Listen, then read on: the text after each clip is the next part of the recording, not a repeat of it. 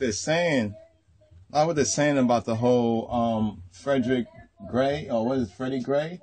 A lot of it, is expected, especially when that's why I'm so happy I saw The Wire. That we got to see The Wire and got to see the whole thing, you know what I mean? Took a couple of days or whatever, but happy that I got to see The Wire and this guy right here, what's his name? David Simon. David Simon is calling for the Baltimore riots to end.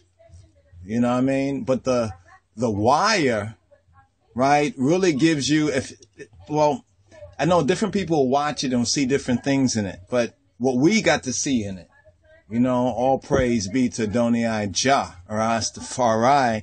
What we got to see in it is that this Baltimore riots, is The Wire Part 2. Because even after it ended, you still wanted a little bit more. You know what I mean? And we know that the writers and everybody, they wanted to end it there while there was something still to say. They didn't want it to kind of go on, so forth and so on. So it set the whole context, for what's going on. But a lot of people don't get to see it. I mean, it's like what the scripture says, they have like eyes to see, but they don't perceive. They have ears to hear, but they don't understand. So the Baltimore Wire, Freudian, whatever you want to call it, the Wire, the Baltimore riot is the part 2 of The Wire. This is the real time. This is like live streaming. You basically get to see live streaming. And The Wire actually sets the context for what we're hearing now. So when you hear what they're trying to say, okay, this guy, no doubt it's wrong. I mean, but it's like a duh. You know what I mean? The Wire should already have told you what's going on, even from the police side of it. So imagine what sort of schemes and conspiracies are going on, you know what I mean, among the so-called boule, among all these different groups, whether it's the so-called, the street level is still the victim. This is a Holocaust going on, not because of what they did to so-called, what's the name, Freddie Gray, and if Jah will, may Jah have mercy on his soul, but that's out of our hands right now. But what's so interesting? They want eye for an eye in this situation, but then they talk about no eye for an eye. You see what I'm saying? Because if we dealt with an eye for an eye, you know what? All that violence, so-called black on black violence wouldn't even be going on. If it wasn't for the so-called civil rights niggas who sold you out to be just like that Martin Luther King, what's his name? Mr. Shit. You know what I mean?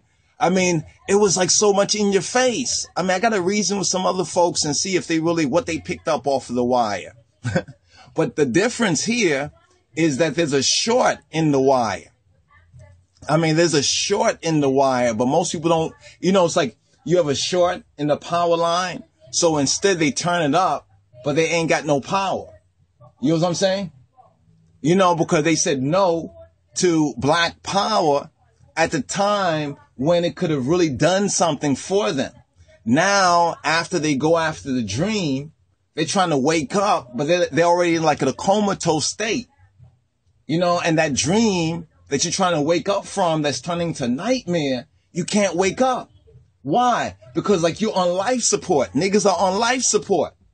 Because at a certain point, this whole thing will come down. You know why? Because people are so much the lost sheep of the house of Israel, black people. The lost black sheep are so much, how can I say? It's like the whole wolf. Remember that old cartoon or whatnot, that German Hansel, Gretel, whatever like that. Where you going? You're going off to grandma's house. You know what I mean? They're off to grandma's house, but it's the wolf, and they've gotten so much in bed and so dependent, like in the Matrix, they're hopelessly dependent on the system, and this is so bugged, man. The Wire Part 2, The Wire is back on the air.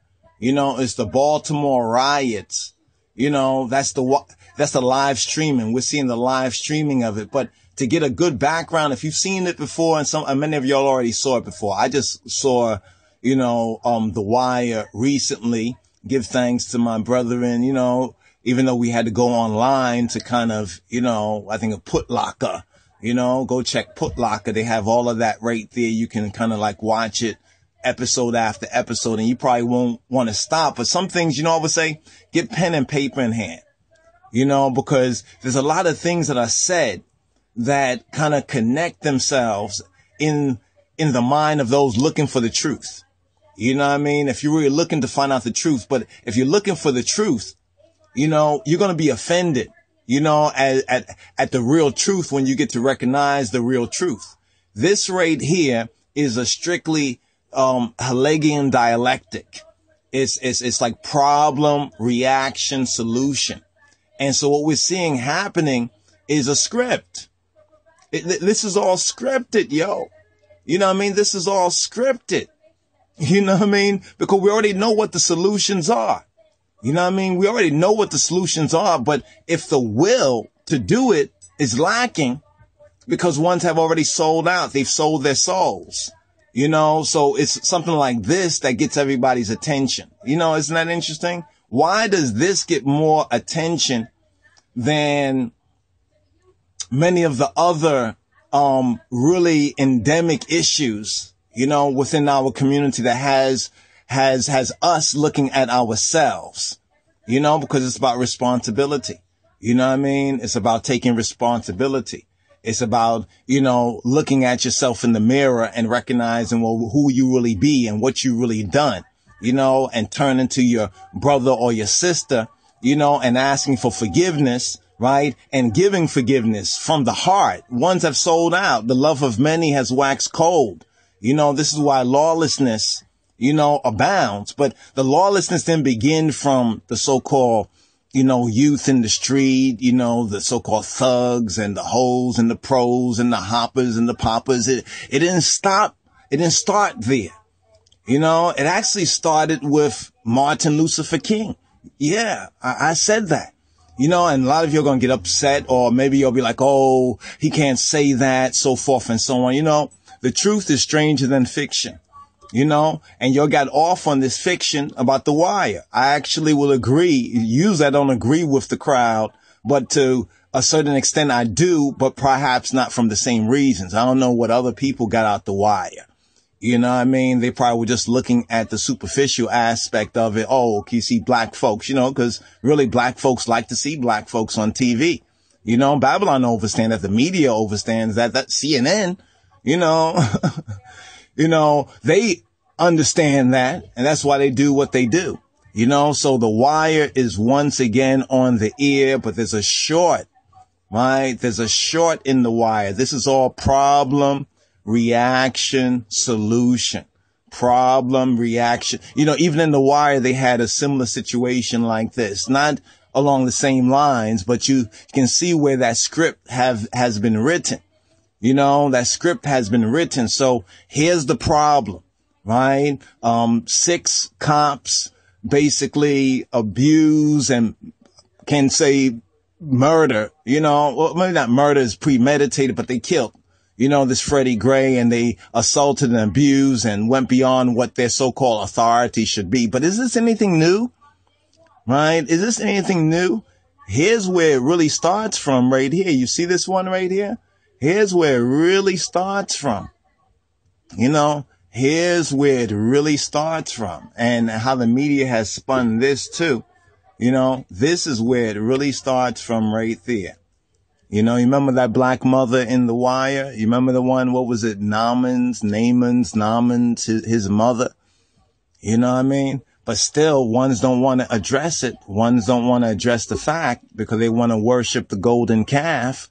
They want to worship the golden calf and, kiss the calf, eat shit, and kissing the calf. Well, we'll get into that at another time, but black folks went for the golden calf, Now the creator of Baltmore riots, The Wire, David Simon, right? And have you noticed the role that the synagogue of Satan also played in the wire? Oh, nobody want to talk about that, right? But we know Jews be black, you know, and you're seeing the curses, right? The curse, the condition of the blacks in the ghetto.